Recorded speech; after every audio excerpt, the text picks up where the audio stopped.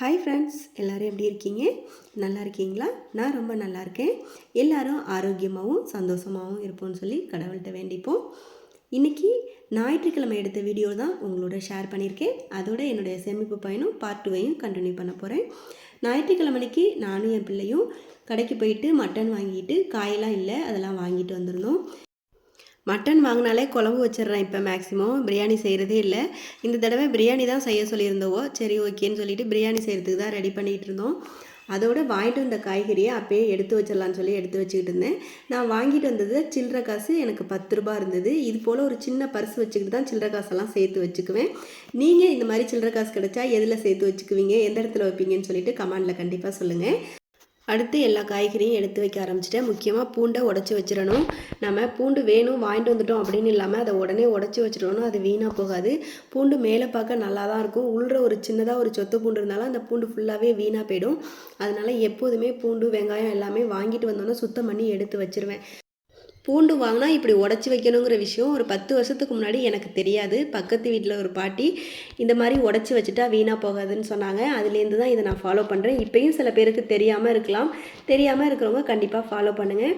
மல்லியையும் புதினாவையும் என் பிள்ளைகிட்ட கொடுத்து ஆஞ்சி வைக்க சொல்லிட்டேன்.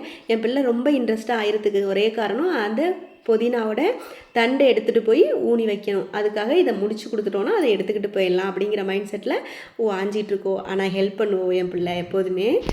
இந்த வேலையை பார்க்கட்டும்னு சொல்லி நான் எல்லாமே எடுத்து வச்சுக்கிட்டு இருந்தேன்.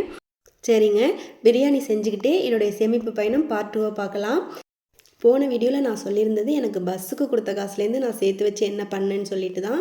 அதுக்கப்புறம் காலேஜ் முடிச்சுட்டு நான் வேலைக்கு போக ஆரம்பித்தேன். எனக்கு வேலைக்கு போக ஆரம்பித்த போது எனக்கு அந்த மாத சம்பளம் வந்து 500 ரூபா சொன்னாங்க. டெய்லி 10 ரூபா பஸ் ஃபேர் கொடுப்பாங்க.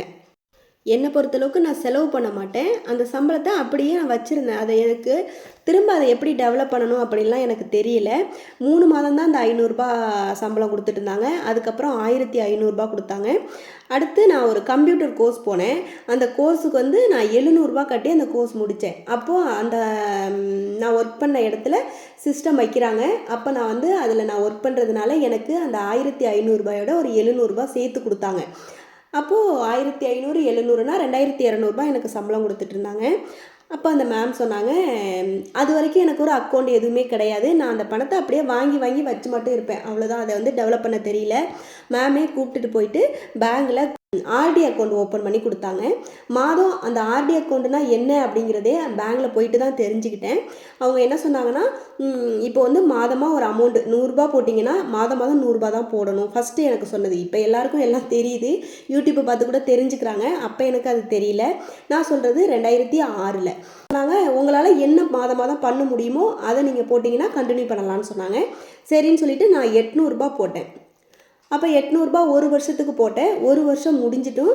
ஒரு வருஷம் ஆனதும் நான் போட்ட ஆர்டி மெச்சூர்ட் ஆனது. அதை எடுத்துகிட்டு திரும்ப நான் எஃப்டியில் போட்டுட்டேன். திரும்பவும் கண்டினியூ பண்ணேன். இந்த 800 ரூபா மறுதிரும்பியும் ஒரு வருஷத்துக்கு தனியாக ஆர்டி அக்கௌண்ட் ஒன்று எஃப்டி அக்கௌண்ட் ஒன்று இருந்தது.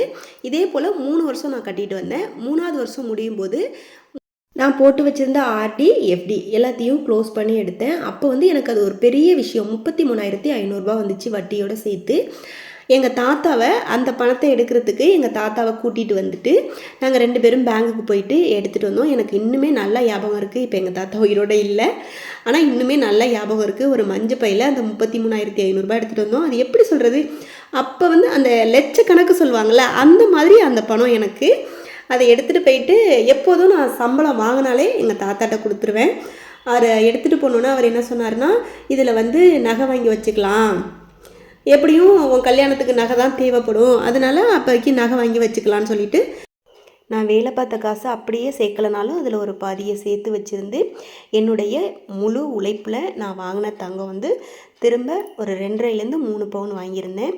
அது எங்கள் ஃபேமிலியில் முதல்ல ஒரு பெரிய நகையை எடுக்கிறோம் அப்படின்னா அதுதான் ஃபஸ்ட் டைமு. மாத சம்பளம் 500 ரூபா தானா அப்படின்னு சொல்லிட்டு ஒரு மாதிரி அலட்சியமாக பார்த்தவங்கெல்லாம் உண்டு.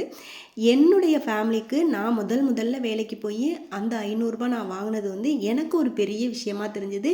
அன்னைக்கு நான் அது 500 ரூபா தானே அப்படின்னு நான் நினைக்கல. எந்த வேலையாக இருந்தாலுமே அனுபவம் தேவைன்னு சொல்லுவாங்க. வேலையை கற்றுக்கணும் அப்படிங்கிற ஆர்வம் தான் இருந்ததே ஒழிய ரூ. 500 சம்பளம் தானே அப்படின்னு யோசிக்கலை. என்னுடைய வேலையை பார்த்துட்டு தான் அடுத்தடுத்து சீக்கிரமாகவே எனக்கு சம்பளத்தை இன்க்ரீஸ் பண்ணாங்க.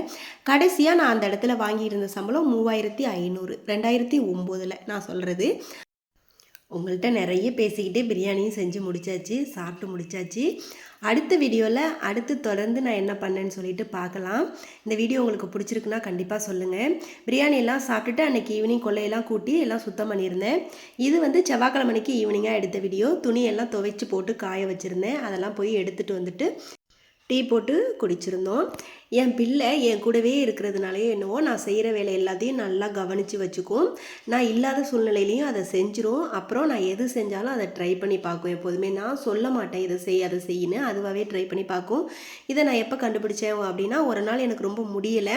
அப்போது முட்டை ஊற்றி கேட்டவோ, எனக்கு முடியலை அப்படின்னு நான் ஊற்றிக்க வாமான்னு கேட்டவோ சரின்னு சொல்லிட்டேன். ஆனால் அவங்க அப்பாவும் கூட இருந்தாப்புல அன்னைக்கு. நான் முட்டை ஊற்றுறதுக்குன்னு தனியாக தோசைக்கல் வச்சுருக்கேன். அவள் அந்த கல்லை எடுத்து கரெக்டாக கழுவிட்டு நான் எப்படி ஊற்றுவேனோ அதே போல் ஊற்றி எடுத்துகிட்டு வந்து சாப்பிட்டுக்கிட்டு இருந்துவா.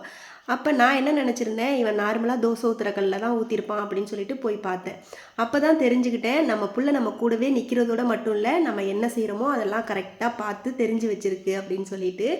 பொறுத்தளவுக்கு எந்த வேலையும் தெரியாமல் தான் இருக்கக்கூடாது, தெரிஞ்சு வச்சுக்கலாம், தப்பில்லை. ஏதோ ஒரு சூழ்நிலையில் அவங்களுக்கு உதவியாக இருக்கும்.